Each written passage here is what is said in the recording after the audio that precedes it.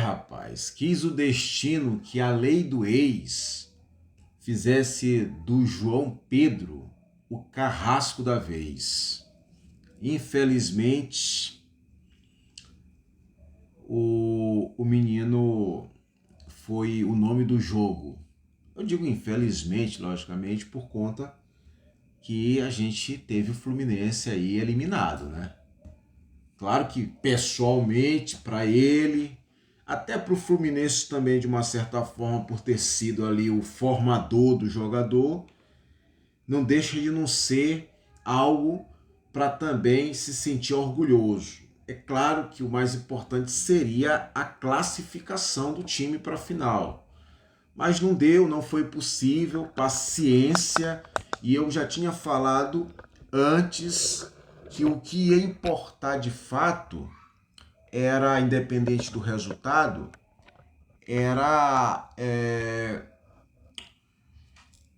a razão de ter chegado aonde chegou. Tá? O mais importante que tem que ser visto dentro desse contexto geral é o tão longe o time, o Fluminense, chegou. Tá? Porque, pessoal, já já a gente comenta sobre o jogo. Vamos lá. Os 4 clubes brasileiros, literalmente, se a gente for pegar o pé da letra, jogaram contra verdadeiras seleções.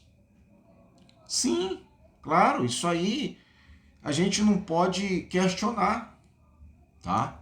Não se pode ter questionamento nesse ponto.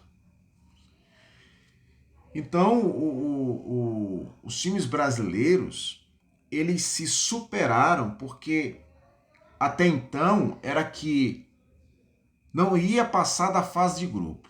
Ou que se passasse da fase de grupo, no máximo estourando ali, limite, era até as oitavas.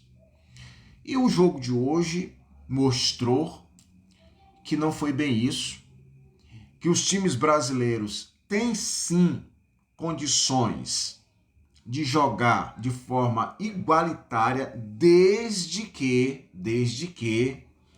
a gente possa ter estrutura,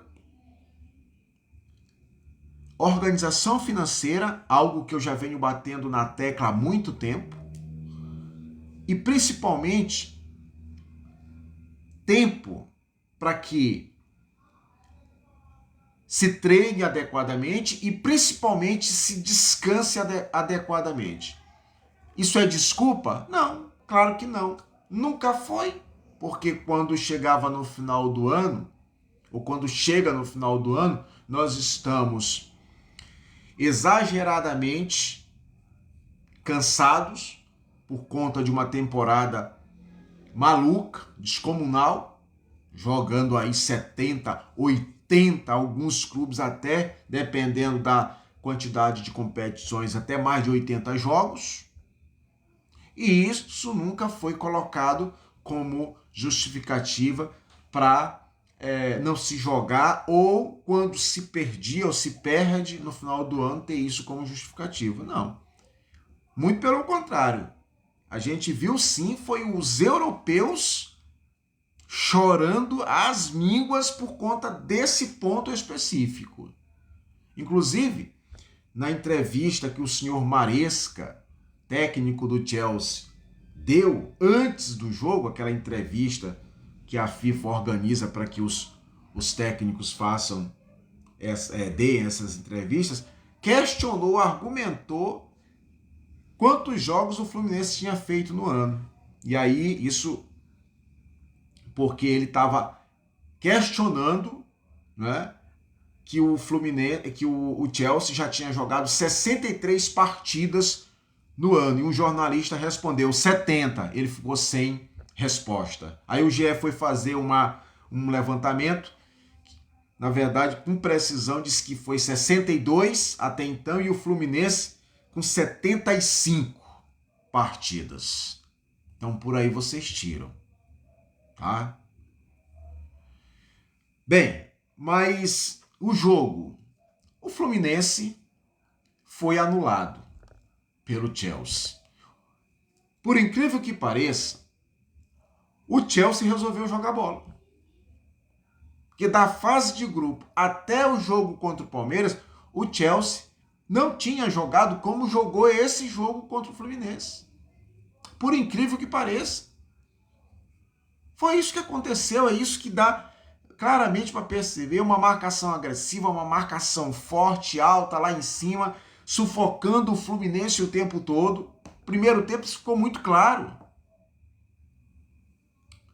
Aí, com essa marcação forte, agressiva, o Fluminense não conseguia sair, porque toda vez que tentava, errava muito, justamente porque estava sendo induzido ao erro, e rapidamente o Chelsea recuperava a bola, e atacava e pressão, tá? Então, o Fluminense, ele sabe aquele termo que a gente usa muito sobre marcação encaixada? O Chelsea encaixou de forma correta a marcação no Fluminense. Entendeu? Perfeito. O time conseguiu anular as ações do Fluminense. E o Fluminense não tinha aquela válvula de escape como aquela bola esticada, aquela bola em profundidade, não é? Justamente porque o Chelsea conseguia fazer uma marcação antecipada. Não estava dando essa chance para os meias ou para o meio armar essas jogadas. E muito menos dava chance para que, por exemplo, um John Arias escapasse pelas beiradas do campo para poder fazer essa jogada em profundidade. Entendeu?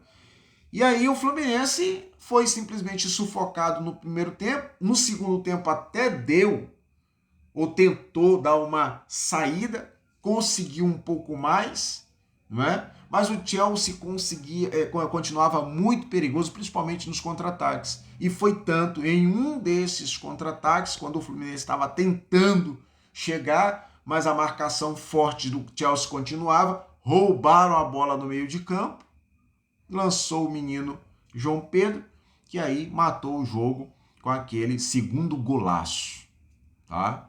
Então, por incrível que pareça, a historinha do Chelsea ter sido segundo colocado no grupo do Flamengo e ter ido lá para o outro lado, jogar com times que estavam ou que estão no mesmo nível que ele, porque assim eu considero, fez com que o caminho do Chelsea acabasse se tornando mais fácil. Não que o jogo contra o Benfica foi super fácil, contra o Palmeiras também, e agora contra o Fluminense. Mas tu entende que o caminho acabou ficando mais vamos dizer assim, acessível para chegar onde chegou?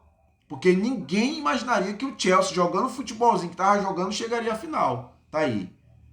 Diferente do lado do Flamengo, que foi, por exemplo, para outra chave, para o outro lado, e pegou só pedreiro. Porque se o Flamengo passasse do Bayern, será se passaria do PSG e depois de um provável Real Madrid? Rapaz, é complicado demais. Mas agora não tem mais esse negócio de si, não tem mais esse negócio de...